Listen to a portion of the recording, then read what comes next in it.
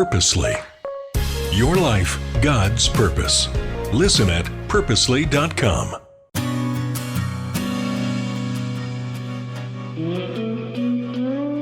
Welcome to the Shaken Podcast. I'm Steve Sunshine. Your confidence, your mood, your perspective, even your faith may be shaken because of something that's happened in your life. Jesus told us we'd have trouble in this world, so we're shaken but not surprised. He also said, "Take heart, I have overcome the world."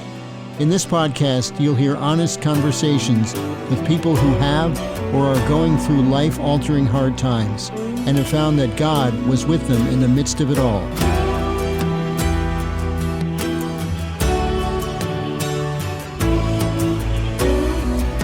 The idea of going through obstacles and pain is intrinsically a part of the fallen state of this world, right? Which sin has distorted the picture of creation. That is it.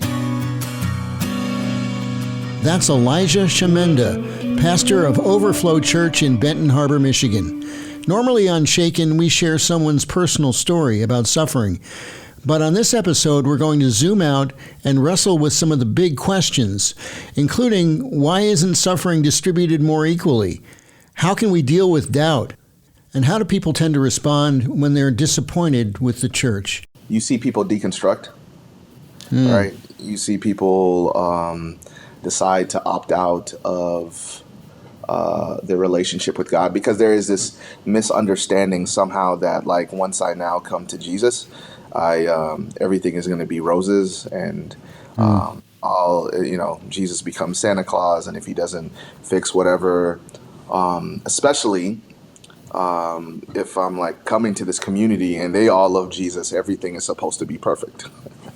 And then they go through whether it is relational things that end up distorting their picture of what this new Christian faith will look like, or it is physical and the community did not come around them the way that they thought they would. There is this deconstruction of the big idea, I think, when it comes to faith. And so, that's how I've seen it. I remember being a new Christian. I became a Christian at age 30 after having been a kind of a cynical agnostic for a long time.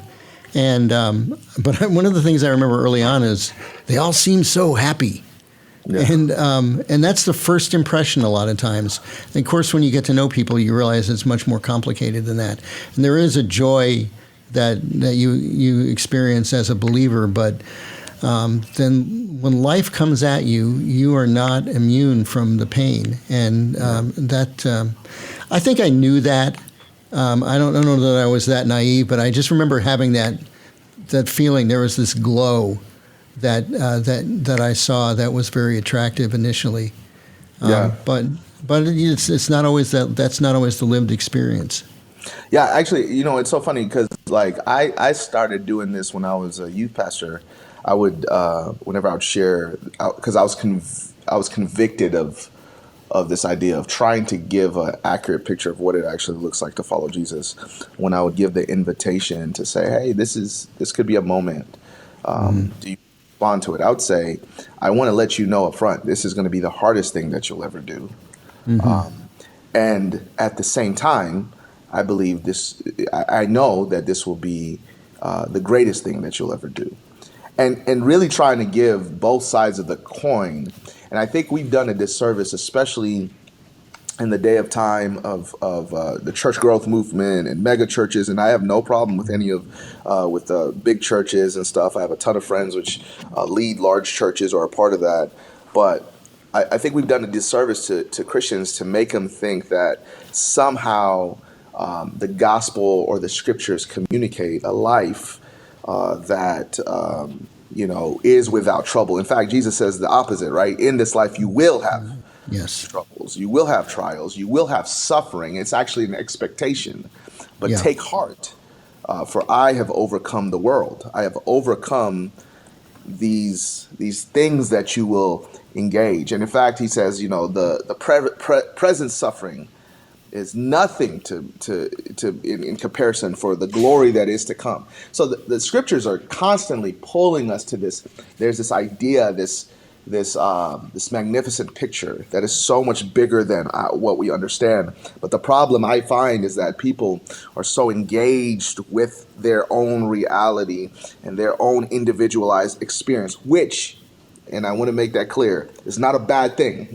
We have to be present with where we are at, right?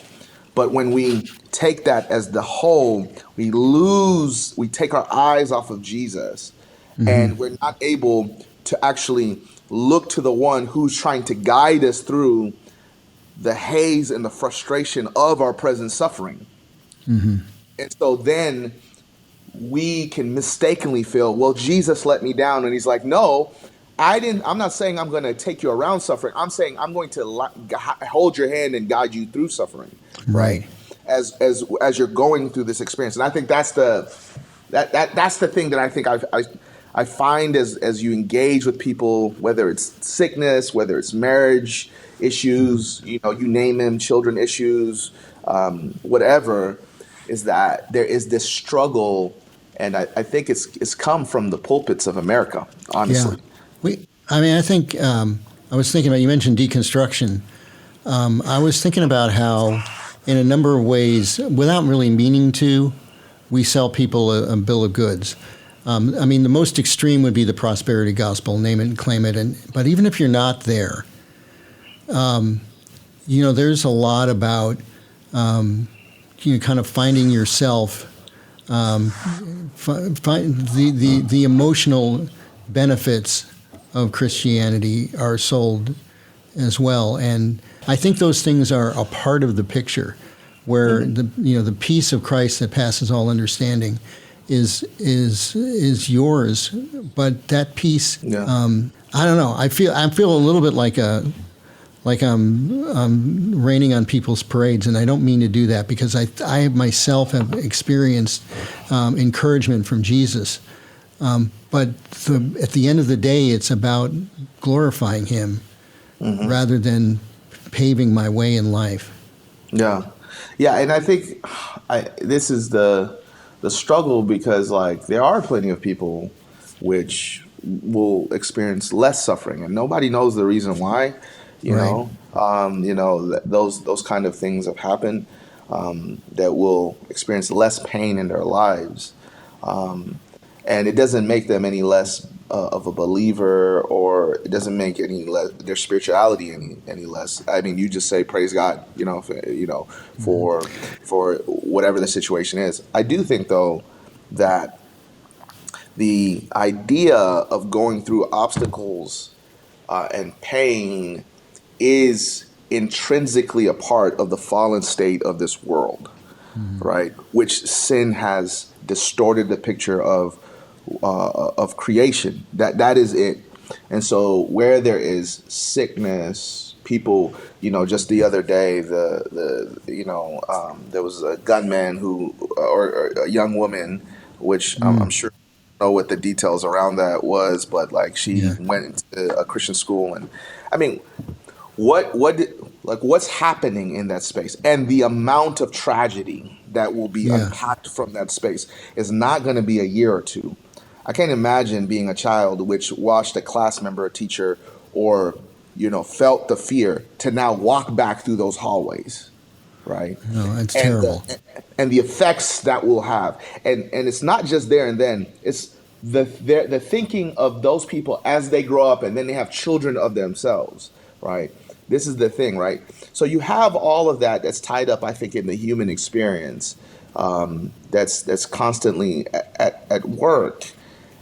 So for me, it's that idea that we go through things, some extreme, some not as extreme, but to be aware. The backdrop of a lot of the scriptures is that we are aware that these things are at play, and there are forces beyond us that are moving these things as well, right? As well as our own human ideas and will. How do we exist in this world when all of that calamitous, actions are at work all at the same time.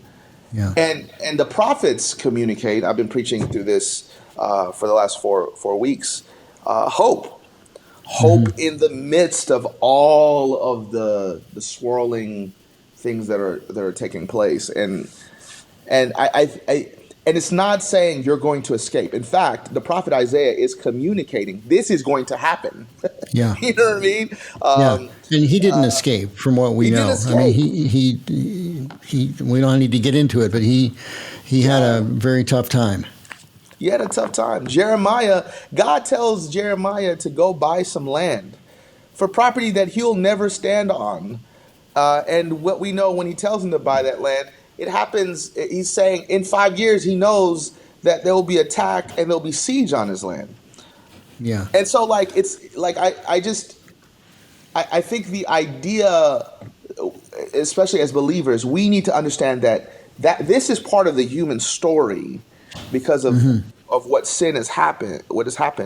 Talking about deconstruction, there are people who deconstruct because they discover intellectual doubts. But I keep hearing more and more that the reason that more people are deconstructing has to do with something that's has more to do with some sort of disappointment. So maybe disappointment with God or disappointment with the representatives of God in a church setting. What do you find is most common there?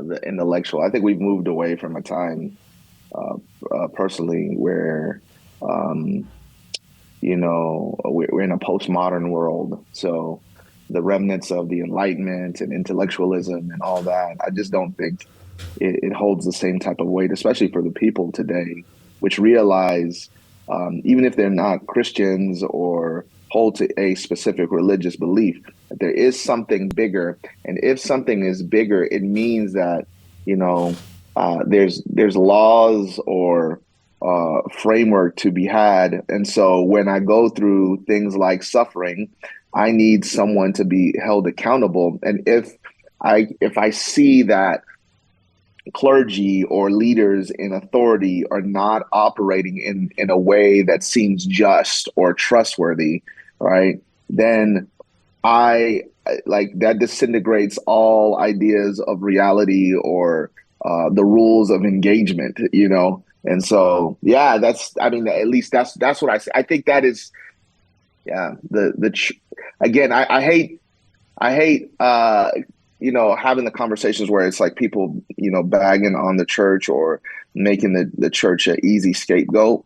I also think, and I'm not doing that. I think there's leaders which have sat in the pulpit and which are leading in spaces of standing in spaces of leadership and with authority, and they're misusing and abusing their authority. Mm-hmm. And so that's caused whole communities to disintegrate and suffer. I'm a young guy, but I'm old enough to remember when Bishop Polk, if you remember him, Bishop Earl Polk, down in Atlanta, and when he went through that, I mean, you're talking about a large church in the thousands, mm-hmm. and it disintegrated and destroyed people and communities after affair, and all kinds of heinous things were upended from that. So those things happen. Sure, and we have lots of leadership failures like that. And, the Mark Driscolls, the Ravi Zacharias. You can go on and on and on. And then, but in a lot of cases, I would guess that's not the main reason that people deconstruct, because most people don't go to a church where the pastor has kind of gone down in flames like that. But dealing with individual people, and where do you think we're disappointing people, maybe young people coming up in ways that we shouldn't be? I mean, I understand speaking the truth, and we need to do that. But where are we putting obstacles in people's ways that are unnecessary? Yeah, that's an interesting question. I think, like, for me, it's two things. It's like almost twofold question, right? Like, you have people which are, or churches or leaders that are saying they're holding on to a way in which they view the Bible and are teaching it. Um, and there's no ability to explain how they get to that space, or to walk with someone to guide them, and then they throw the book at them. And so I could see someone saying, well, here's an alternative picture, and you lied to me, therefore I am now deconstructing, right? There's that. Just because they realize there are different ways to look at it, and then even though in the other person's mind they didn't lie, they're saying but not being open to saying there's a couple of points of view on this, and here they are. This is mine. Yeah. You know. I literally had a conversation like this. I think it was last week. It was a young lady. She's so, she's continuing to think through her faith. She's detaching from her parents' faith, and it's becoming her own. And I'm really proud of her. So I sit down from time to time, or she'll catch me right after church, and she'll ask me a couple of questions. And it was around the Eucharist. And she was trying to figure out, like, what is it, the actual body and blood of Jesus Christ?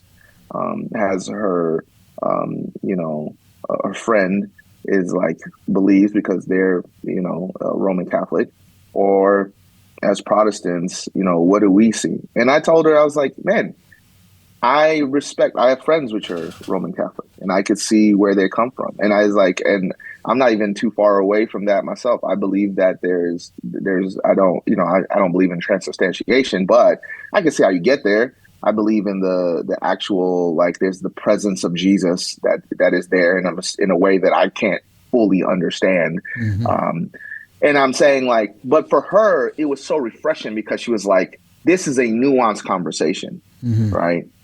So I think I'm giving her the ability to go into a world where somebody else who has a strong opinion, the other person has a strong opinion, she can learn that there's nuance in certain things.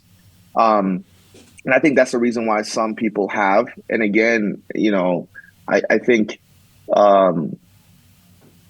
we do, especially young people, a disservice when we don't tell them how nuanced the scriptures are.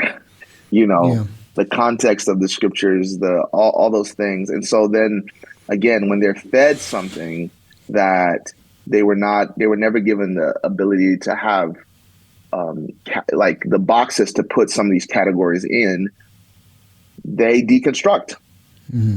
When they're not told that suffering is part of the human experience in some way, fashion, or form. Even if you live a really great life and you're never sick, and you live to being 160 years old, at some point you'll lose someone because you lived that long, right? And so you will experience that type of suffering. And so, like, we do them a disservice not shading in the grade areas and saying, yes, this is great. And I'm not talking about moving away from orthodoxy. I'm right there. What I am talking about is giving people a holistic picture of what life looks like, instead of just placating them with easy answers. Well, a crisis of faith in and of itself can be a type of suffering, because if you're coming of age and you're the kid in youth group and doing all that stuff and you're really sure of yourself, and then some things happen, whether it's new ideas in college or lifestyle stuff, or you meet somebody who's different that you thought would be, you had conceived notions about, but they're like, hey, this is a really decent person. Why didn't they tell me this would be a really decent person, or whatever? Now that foundation is not there anymore, or at least you're not sure that it's there. What do you say? What would you say to somebody who's going through that right now, who says, I thought I believed all this. Now I've been through this and this and this, and I just don't. I don't know what to do because I'm not sure what I believe. Yeah, I would say keep exploring and keep asking hard questions.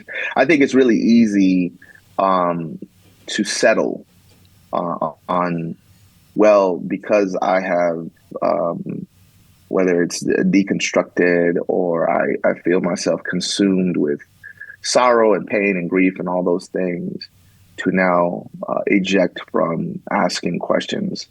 And I think someone who is willing to ask hard questions of themselves, of the world around them, of what they believe, will find, because Scripture talks about it, right? Like, that to ask, to seek, and this is just where I land as a believer in King Jesus and all that he stands for and his kingdom. I think all truth is of God. And I think that in the asking, you'll find them. Mm-hmm. And so I think genuinely asking, where is truth? Where do we go from here? And it may take a long season, but I think I wouldn't give up on continuing to explore the questions and putting up what I believe is the greatest story ever communicated, because it's the truest story ever communicated, the gospel, against anything and everything. So, I mean, and I know people may not think this way, but I think about it and I think, I want to say to someone, are you sure you want to blame what happened with these Christians on Jesus? Does, so-and-so did this awful thing, they're a hypocrite, they betrayed you, whatever it was, and that's real. Does that mean Jesus didn't resurrect from the dead? Because if he did, then you have hope. Well, and also it's this idea. Well, there's hypocrites everywhere. You know what? There's hypocrites when I go to the store. Like, there's hypocrites when I at work. There's they tell me that this food is like organically sourced or whatever, and I'm sure if I went, we could see how ethically and organically it is. Like, that's all hypocritical. The idea that somehow because you're in a church that you're not going to engage with like real people dealing with real things at the same time. And this is what I'm saying. We have communicated church to being something that is not what the scriptures communicate. Mm-hmm. It is broken people trying to figure it out together. Paul pens a letter to the church at Philippi, and in it you have two leaders, two women, Euodia and Syntyche, which are struggling. Yes. This is the early church. Please tell them to get along with each other. Please tell them to get along with each other. He cries out. I mean, and literally at the beginning of the church, you have the day of Pentecost. You have all this great stuff that's going on, and all of a sudden, boom! Hey, we're arguing because these people are acting a little bit more Gentile, like the Greeks. That was the language, right? Than they are being Jewish. They're sellouts. That's within like the first, and then somebody's already stolen or is lying about the land that they've sold to give to church so they can look good like somebody else. I mean, this is at the beginning, at the inception of the church. Why? Because it is the human experience which is riddled with sin and all these different things and the forces of darkness which are trying to get us to think a certain type of way. And so just like we talked about earlier, it is this idea that Christ is at work, not moving us around suffering or around our experiences with people. He's not trying to get us into this vacuum of cleanliness where there's nothing there, but he's actually trying to walk us through it, right? And that's the way that we need to communicate. What does it mean to be a believer? So that when these experiences come and my brother or sister hurt me, I'm not saying that you just like, oh, I'm allowed not to be hurt. It's okay. Like, I don't know. You put up the boundaries that are appropriate and all that. But I'm also not taken off guard, and it doesn't challenge who I am, because I am also capable of hurting someone equally, right? Mm-hmm. And so just the idea that somehow only hypocrisy lands in the church is a laughable idea, and we just need to realize it is the world that which we live in. But the story that we have is that these people here know that they're hypocrites, understand it fully, and they desire to change that. And they believe that Jesus, who is at the center of this story, can help them change it. That's a big difference, isn't it? Yeah. Yeah. So, and it seems like one of the things that we struggle with is knowing what's essential and what's not essential. You know, what tax plan you voted for is probably not an essential, and yet we're getting all that confused. Where it's like, what do you mean you voted for so and so? Well, you know, it's so funny. I heard Carey Nieuwhof say probably what has been my favorite line for a very long. Like he said that 2021, it was like all these leaders and pastors were playing at the beach deep in the water, right? Mm-hmm. Like neck deep in the water. And they were like, we're winning, and then 2021 came and the tide went out and found out everybody was naked. You know what I'm saying? Like, they were exposed to the reality that we are not winning the way that we thought we were. Right. Mm-hmm. And I think that's the thing is that you have, these, people which try to hitch their wagons to whether it's political identity or whatever as a means to solve like a problem in their mind, in the world, or whatever, and what they find is it's the same old story. There is nothing better than Jesus. There is no hope in all these other identities or leaders or whatever. And so it doesn't mean that you don't get to involve yourself in the public square and public discourse politically or anything like that. I think go ahead. But if that becomes what is superior, and, you're going to find yourself in the exact same state of despair and calamity, of destruction, of feeling the suffering of, and like even in our community, we saw people weeping over the results and of the election, and some people rejoicing. Yeah. And it's okay. That's okay. Yeah. I would say to both sides, that's fine. But when it becomes the source of your existence, then we have an issue. Or right? After it's all over, are you still brothers and sisters? Are you still brothers and sisters? Can you pick your head up and go on in the world and understand that the world is not going to end, right? Because these powers, these rulers, these authorities, whoever they are, human, spiritual, whatever, do not have the final say. God has the final say. And so that's the part. So that's the reason why I can be a brother or sister with somebody that I might vehemently disagree with politically or whatever, or in my own family. I can show them love, because if they don't have the final say, then that's not what grounds my reality, But to that end, I think this is the reason why we had talked about this earlier a couple of times about this idea of like we attach to things that communicate to our individual experience, right?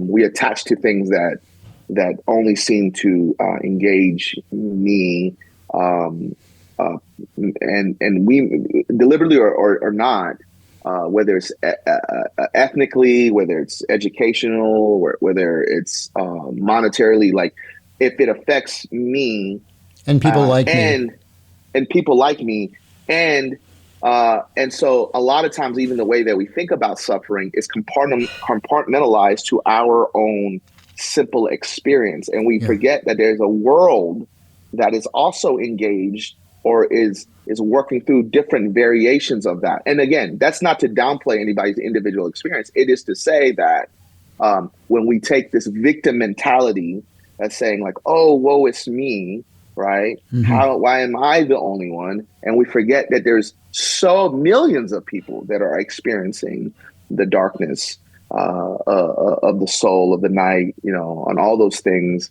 and they're working through it. As well, and some maybe even a more tragic situation than us.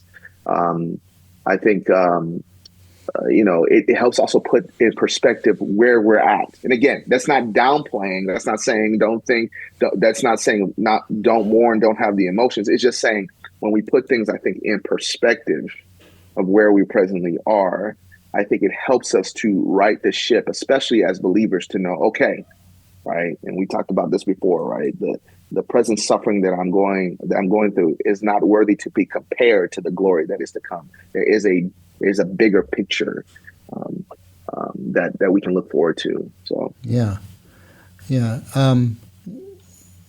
What do you think about that in terms of like the global? Well, just in terms of all the differences, why is it that it's so much easier for somebody to really pay attention if the suffering is in Ukraine, which is, again, like you said, not taking anything away from that, where the people they have shopping malls. I mean, it's not wealthy like the U.S., but when you saw the families, they looked like they could have been middle-class American families. And in our hearts, we gravitate to that, and then we don't gravitate to something that's important to my family, which is Haiti, which is where my son comes from, because that's so different. And yes, to be fair about it, the Haiti situation is very confusing. Once you peel back the onion, I mean, I don't know what we should do. I don't know, but it seems like that's where the sympathy tends to naturally go to people who are quote unquote like us, whoever we are. Yeah, no, I think so. I think so, and I think I would even go as far as to say like, we don't even talk. I think if you went and asked the majority, now I don't know this for a fact, but I think if you went and asked the majority of people in America, it would not be able to tell you.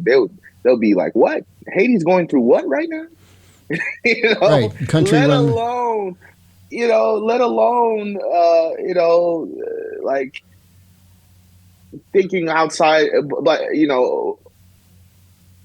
to think that, oh, this country ran out their president and is literally being ran by gangs, right? Yeah.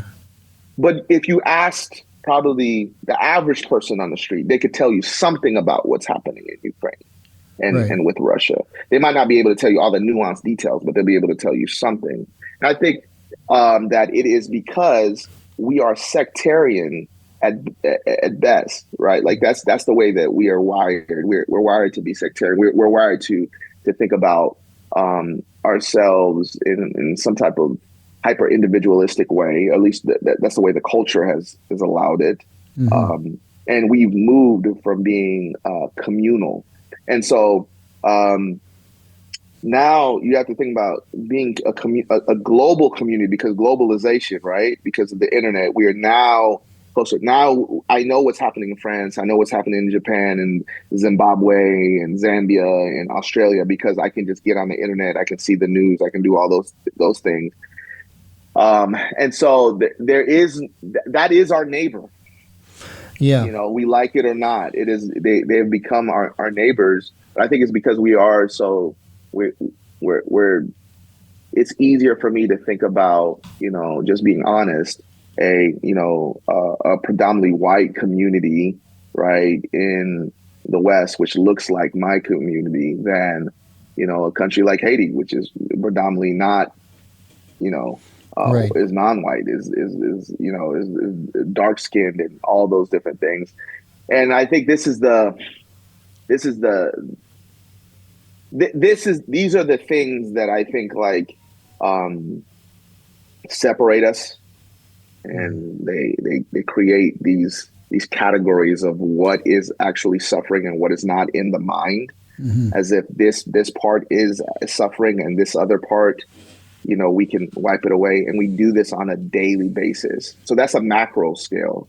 You put it back on a micro scale. We do this every day. Mm-hmm. We choose what is more important. We choose this is a problem, right?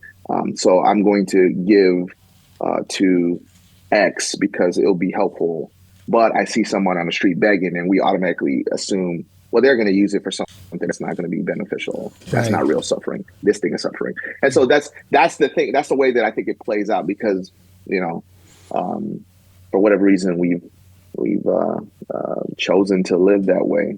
So. Yeah. And, when we talk about communal suffering, I guess it's hard to bring that up without touching what might be the third rail here, but I mean, I think this is where we've landed in the conversation. Suffering being systemic versus individual. And I don't know the answers to this stuff in any absolute way. But I've known plenty of people who, if you yourself are suffering and they know you, they care deeply, but can't conceive of the idea that there's something structural going on that is causing certain people in communities to suffer, or at least making it more likely that they will, or balancing things. What do you think about all that in terms of, I'm not asking you to solve the problem. But Yeah. No, so I would say that I actually, it's funny, I pulled up a little passage of scripture. I actually think that the problem has been solved. Oh. Right? I think it's in, the problem is solved in Jesus. I think that Jesus is saying that, I think Jesus is incarnation communicates that we do not, because sin makes us sectarian, and we cannot fathom a systemic, it doesn't matter who you are, white, black, red, yellow, whatever. We cannot fathom totally what systemic sin does. Some people can understand it more just because of culturally and socially or whatever that they've dealt through the times. But you can't fully understand what the way that systemic pain works. And even like to say, how do we fix it? And I think the prophets through scripture argue about, like, man, there needs to be someone who can come and solve this issue. And it's funny because I'm actually preaching on this Pastor Day. I'm sorry. You mind if I read a little scripture? No, go I'm ahead. a pastor after all. No, that's great. So in Isaiah 9, that famous chapter, which I've been teaching through these last 3 weeks, this week will be the fourth. He's talking about this hope of the Messiah that is to come, right? And he uses a lot of this language that he's going to break, the weapons of warfare, and he's gonna change it. And I think John in Revelation 21 picks up this new idea as he thinks about this new heaven and new earth. And he's saying that, and I think ultimately it is this idea that Christ wants to fix what is at the root of humanity's problem, right? Because you can solve a situation, but the systems only work if the people which are leading those systems are healthy. Mm-hmm. But as soon as you insert someone that's unhealthy, then what you'll find is that trickle down. This is what you're talking about, systemic, right? You'll find that trickle down effect that will distort and change whatever is happening down here. And the people which feel it are the ones which are at the bottom. And Jesus says in Revelation 21, John says in Revelation 21, it says, "Then I saw a new heaven and a new earth. For the first heaven and the first earth had passed away, and there was no longer any sea." The idea of sea in the scripture is this idea of evil or of turmoil, because they use that as common language, because the seas were always murky, right? They were unpredictable. So this is this idea, and it's also connected with other ancient religions, but and it's saying like there's no more sin, basically, when he says that. He says, "I saw the holy city, this new Jerusalem, coming down from heaven from God, prepared as a bride beautifully dressed for her husband. And I heard a loud voice from the throne saying, 'Look, God's dwelling place is now among the people, and he will dwell with them. They will be his people, and God himself will be with them and be their God. And he will wipe away every tear from their eyes. And there will be no more death or mourning or crying or pain, for the old order of things have passed away.'" And like, this is, I mean, to me, it is God's idea. When we say like, I think God has the idea. He has fixed the problem. Yeah. Right. The systemic issue. It is in Christ Jesus. And as we stay in this already, but not yet, we could try and create these new rules and things that say, okay, how do we fix these systemic issues? I say that there's no human being who can fix it, because intrinsically in human beings is this, they're plagued with sin. But Christ has not only come and vanquished and gotten rid and gotten victory over sin, but he's saying that I will come once and for all and finish what was begun. And that's my hope. Yeah. That's my hope. That I say that because that doesn't take away from the reality of present suffering, present situation, but it also gives me hope that those systemic ails that engage the humanity's reality will also one day be taken away. And when I place that in front of people, I think that is an easier pill to swallow because it deals with reality, but it also gives hope. And I think that's what the gospel writers are trying to do. I love that. And that goes for, in addition to these communal things we've been talking about today, everything we've talked about on every episode of this show, whether you're sick or you've suffered from abuse or you're mourning the loss of someone or whatever it is, God is going to make all those things right. That passage in Revelation is absolutely one of my favorites. It's a total lifeline. Elijah, thank you so much for taking this time. Not everybody knows this. We had some pretty serious technical problems. So if you're listening to this, it's a miracle.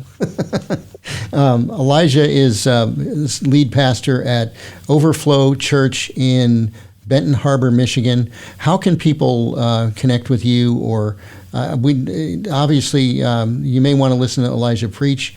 I highly recommend that. Tell us how people can connect. Yeah, overflowchurch.org.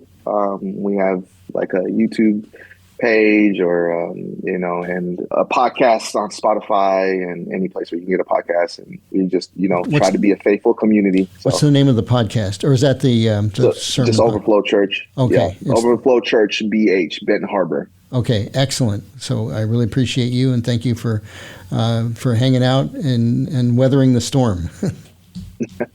Awesome. Thank you. Thank you for listening to Shaken. If you know someone who's asking questions like, why did God allow this to happen? Is God angry at me? What do I make of my suffering? Would you please share Shaken with them? You can help more people find Shaken by liking and subscribing and reviewing this podcast. You can find more episodes at purposely.com or wherever you get podcasts.